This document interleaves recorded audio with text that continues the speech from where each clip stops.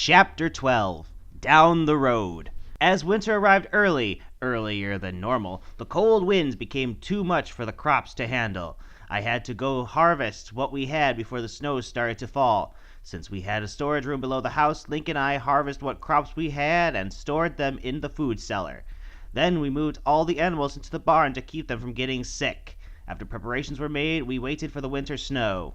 A few days later, the snow had begun to fall. It got real cold in the house, so I had to stay by the fire with our small son. Link Jr. was now 4 months old. After getting cuter with each passing day, he was now crawling, and when he gets on the floor, he crawls everywhere. I was starting to teach our son at his early age. While Link went to the castle to work with his men, I stayed home to teach and care for our son. Even though I provided most of the teaching, Link did his part as well. I watched when there were many a day when Link would stay home just to be with our son. I knew how much our son meant to him. Next to me, Link Jr. was his pride and joy. Since the snow was bad this year, I stayed by the fire most of the day. Each day I would read to him. I wanted him to grow up smart at an early age. Link and I agreed that with each child we had, we should start teaching them as soon as possible. One night I was sitting by the fire with Link and our son, teaching him to read. Link had a children's book that taught kids how to count. Yeah, that totally exists in Hyrule. As Link pointed to the pictures that showed how to add, our son did something amazing. See, my son, if you take 2 apples and add them to the one you already have, you get 3 apples, Link said as he pointed to the pictures. See, 1 plus 2 is 3. Link smiled as our son pointed to the pictures. Then the next thing he did was shocking. So, my son, what do you get when you add 1 and 2? 3, Link answered. Just then our son pointed to the single apple, then to the 2 apples. Then he held up 3 fingers before looking at his father and giggling. A shocked look crossed my face as I exchanged glances with my husband. Oh my, did you see that, honey? He had 1 plus 2 and answered 3. My eyes seemed to glow as I looked at Link. The same shock showed on his face. He's going to grow up to be one smart kid, Link, my love. So far, we've done a good job with him. I watched as a smile crossed Link's face. Yes, we have, my darling. I know he will be the smartest kid in Hyrule, Link responded. He then leaned over and kissed me. I love you, my wife. I watched as our son pointed to the pictures in the book before I cuddled into Link's arms. We sat for a while before I went to put our son to bed. It's time for bed, sweetie, I said as Link leaned over and kissed our son on the head before I took him upstairs. Right before I ascended the stairs, I took little Link's hand and gently waved at his father. Say goodnight to Daddy. Then he giggled as I walked up the stairs. After I put him in his cradle and waited for him to go to sleep, I went back downstairs and spent the rest of the night with Link by the fire. Of course you did. He is asleep, I said, snuggling into Link's arms. I laid there, against Link's chest, watching the crackling of the fire. While he massaged my body, I let my thoughts drift. As Link massaged me, it felt so good. His hands moved across my body as if they were gliding. His grip was firm but good against my sore muscles. Oh yeah, right, like you would be sore after doing any shit. I spent that entire day cleaning. Again, I have a hard time believing that. So I welcomed the gentle grip of his big, broad hands. My thoughts drifted away as the void opened around me. Then I begun to hear Link's voice in my mind, his thoughts, his passions. The connection between us became full. I let my thoughts drift into his mind, told him how I felt, told him how much I loved him. As the sound of fire crackling ringed through my ears, Link filled into my soul. We began to feel each other inside. I rolled over and looked into Link's deep blue eyes, and I saw the desire burning in them. For a moment his eyes seemed to glow as against the red glow of the fire, and I was mesmerized by them. Then I leaned forward, pressed my lips against his, and kissed him deeply. As we kissed, I got lost in time, lost in his kisses, and my body got lost in his touch. I felt the hot desire growing between us, our passions growing stronger. Then I let myself get taken away as I slowly laid down and opened myself to him. I eagerly started to remove his clothes so his awaiting manhood would be restricted no more. First his belt, first his tunic, and then I undid a lace that held his white undergarment together and pulled it off, exposing his heavenly naked body. Then I threw my arms around him and pulled him down on top of me. I whispered in his ear that I wanted him to take me, that I wanted him to fill me up with his love. I listened to the crackling of the fire as Link caressed my naked body with his hands and lips. We both let ourselves get lost in time, lost to each other's touch. The only sound of our two hearts beating together was heard. As we moved against each other, the red glow of the fire reflected against our skin. Its warmth gave us comfort as we made love. Long into the night, we fulfilled each other's desires, each other's fantasies. I let myself slip into time and get taken away on the wings of love. The love that came to me from the heavens when I was with Link. I was in heaven. Yeah, you probably can tell by now I'm getting sick of these sex scenes. Fortunately, we can move straight on from here since this was a short one. The winter snow became worse a few days later. One day we had a snowstorm, so we had to stay inside by the fire to keep warm. This was the worst winter Hyrule had seen in 20 years. I was worried that the cold would get to our son. I did not want him to get sick, so that for the next few days, Link and I slept by the fire with our son to keep him warm. I hoped that it would all end quickly since our anniversary was only a week away. You married in the spring. How is that possible? I wanted to get him something special, but if the snow did not stop soon, I would not be able to get to the market and get him a gift. Last fall, after we got married, the winter was a calm and mild one. Wait, huh? I could have swore you got married. Why is it so hard to keep track of time in this story? There was hardly any snow and a mild cold. The autumn last year was even warm. But for some reason, this year the snow came early and heavy. I even got concerned about the Zora and Gorgon races, since each was not very adaptable to the extreme cold. Link and I worried that those races would have survival problems. Since the Zoras were an aquatic people, the water where they live remains warm, and if their water gets too cold, they might freeze to death.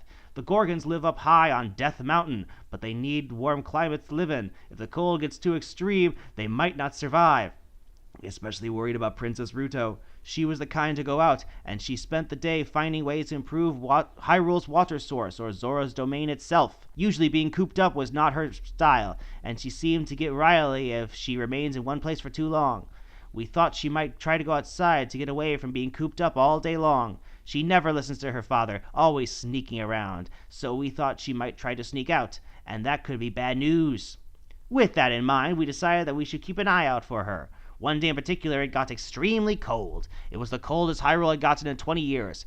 Link and I were sitting in front of the fire with our son. We had wrapped ourselves with heavy wool blankets and huddled together to stay warm. The house had gotten cold, so cold that even Lily, Navi, and Arya had to go to the little huts we had built upstairs for them to sleep in, so their wings would not get numb, preventing them from flying. While Link and I huddled together under our blankets, a knock came at the door. Since it was snowing and the cold was so intense, we thought that someone would be crazy to venture outside in that terrible weather. Link and I exchanged worried glances. "Who could be out in this awful weather?" I said as I gave Link a worried look. "I'll go see who it is," Link said as he got up, dragging the heavy blanket behind him.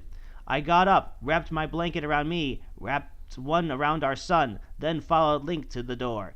Undoing the latches, Link slowly opened the door. What we saw on the other side shocked us. There in the doorway stood a figure of a female Zora. Princess Ruto, wrapped in a heavy deep blue cloak, stood there ankle deep in the snow, half frozen. "Oh my God, what are you doing out in this ungodly weather?" I said, with pure shock in my voice. Dazed, she looked at us and staggered to the door. Link reached out and grabbed Ruto by the arm and pulled her inside. Removing the cloak, I let Ruto sit by the fire. With haste, I grabbed a heavy wool blanket and wrapped it around the half-frozen Zora.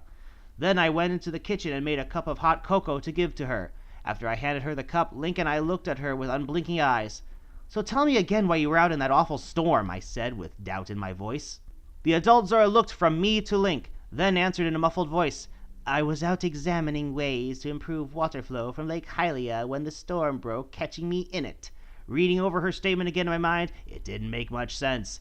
There had to be more to the story than what she was telling us. I looked at her squarely as she looked down into her cup. "Come on, Ruto, there has to be a real reason why you were out there. I just find it hard to believe you were actually out there to check on the water source. Tell me the real reason." Ruto looked back up at me, then her face faltered.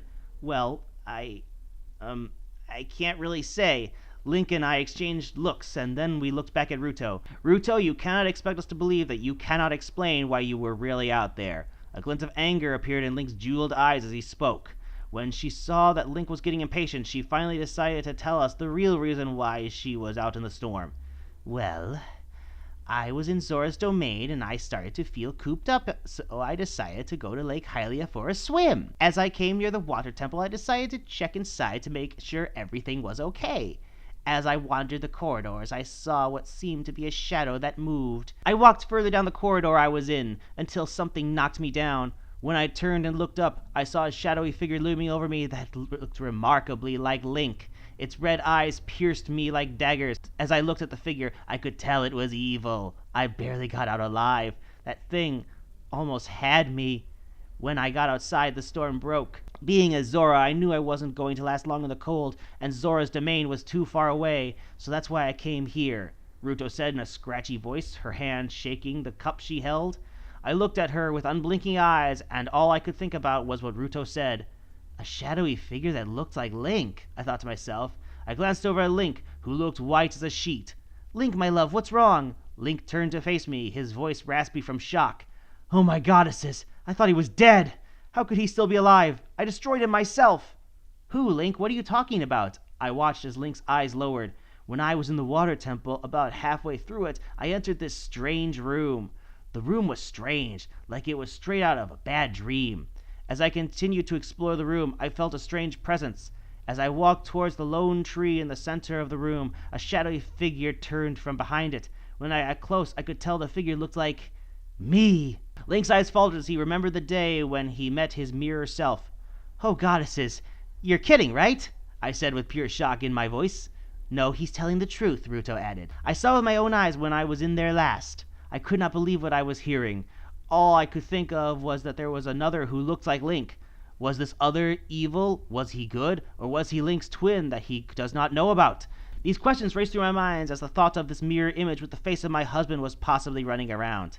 Link, my love, tell me what happened. I looked directly into Link's eternal blue eyes as a look of pure depression shone in his face. When I tried to fight my mirror image, I could not land a mark on him. It seemed like he was anticipating my every move. It was a long, grueling fight, one I almost did not win. Oh my goddesses. Link, you never told me about that. I walked over and embraced the now shivering Link. It was terrible. I will never forget those blood-red eyes. And now with the possibility that he is still running around makes me even more nervous. I could tell that Link was upset. Even with all the stories Link had told me, he never told me about his encounter inside the water temple. I must go to the water temple and check it out. If I don't, I will never be able to rest, Link said as he got up and buckled the Master Sword over his back.